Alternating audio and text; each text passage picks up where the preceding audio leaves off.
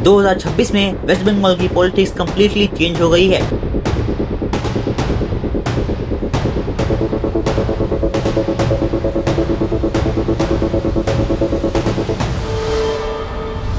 पंद्रह साल पुरानी ममता बनर्जी की सरकार अब खत्म हुई और बंगाल को मिला उसका पहला बीजेपी का सीएम शुवेंदु अधिकारी।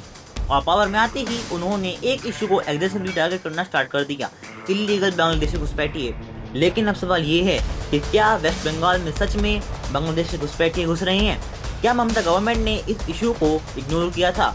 और अगर इंडिया में रह रहे इलीगल बांग्लादेशी घुसपैठिए सडनली लीव कर देते हैं तो इंडिया पर इस चीज का क्या इम्पैक्ट पड़ेगा? इन सब चीजों को हम आज की वीडियो में डिटेल में समझने वाले हैं। Bangladeshi leave India, Bengal's biggest political debate. India और बांग्लादेश का बॉर्डर अराउंड 4000 किलोमीटर लॉन्ग है और सबसे सेंसिटिव बॉर्डर स्टेट्स में से एक है वेस्ट बंगाल, क्योंकि वेस्ट बंगाल अपना 2000 किलोमीटर से भी ज्यादा बॉर्डर शेयर करता है बांग्लादेश के साथ। 1971 में जब बांग्लादेश ईस्ट पाकिस्तान से बांग्लादेश बना था, उस टाइम पर मिलियंस ऑफ रिफ्यूजीज इंडिया आए थे। उसके बाद कई सालों तक माइग्रेशन और illegal border crossing political debate का पार्ट बना रहा, but to be very honest कोई बड़ा एक्शन नहीं लिया गया। लेकिन 1980s में घुसपैठियों के अगेंस्ट प्रोटेस्ट ने इश्यू को नेशनल लेवल पे ला दिया। तब से बीजेपी और other nationalist groups repeatedly claim करते रहे हैं कि इलीगल इमिग्रेशन डेमोग्राफी चेंज करता है, फेक वोटर्स नेटवर्क क्रिएट करता है और नेशनल सिक्योरिटी का रिस्क बढ़ाता है। बीजेपी का ममता बनर्जी सरकार पर आरोप था कि वो इन्फिल्ट्रेशन के इशू को सीरियसली नहीं लेती थी। 2019 में सिटीजनशिप अमेंडमेंट एक्ट यानी CAA और NRC को लेकर नेशनल वाइड कंट्रोवर्सी हुई थी।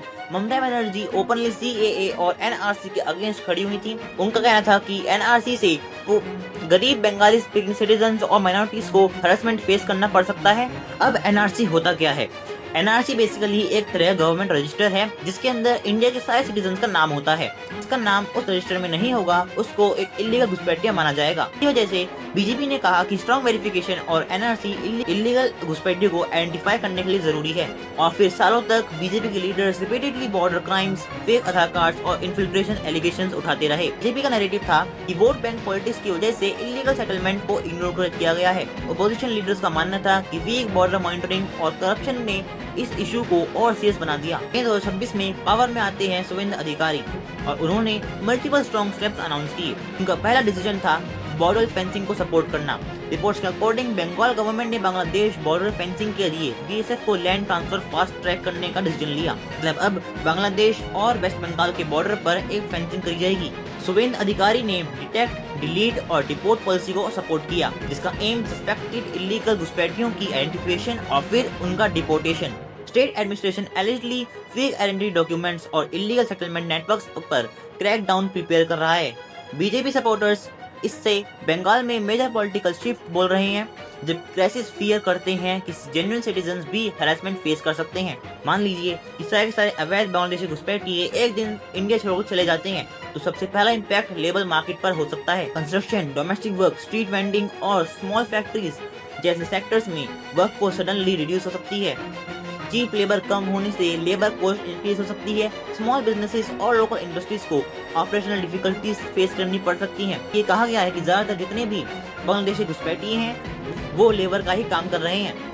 Supporters of strict immigration control का मानना है कि फेक आईडी नेटवर्क रिड्यूस होंगे, बॉर्डर क्राइम्स कम हो सकते हैं और नेशनल सिक्योरिटी स्ट्रॉन्गर हो सकती है। वेस्ट बंगाल की पॉलिटिक्स भी ड्रामेटिकली चेंज हो सकती है।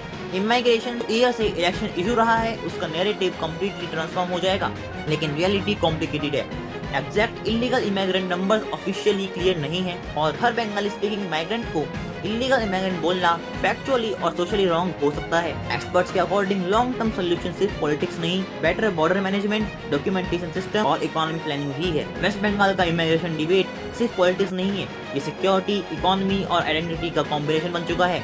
तो आपको क्या लगता है, क्या शुवेंदु अधिकारी की सरकार बंगाल में मेजर चेंज ला पाएगी और अवैध घुसपैठ का बेस्ट सोल्यूशन क्या होना चाहिए? आप अपनी राय कमेंट सेक्शन में बता सकते हैं। और अगर आपको इस टाइप का कंटेंट पसंद आता है तो make sure to like the video and subscribe the channel.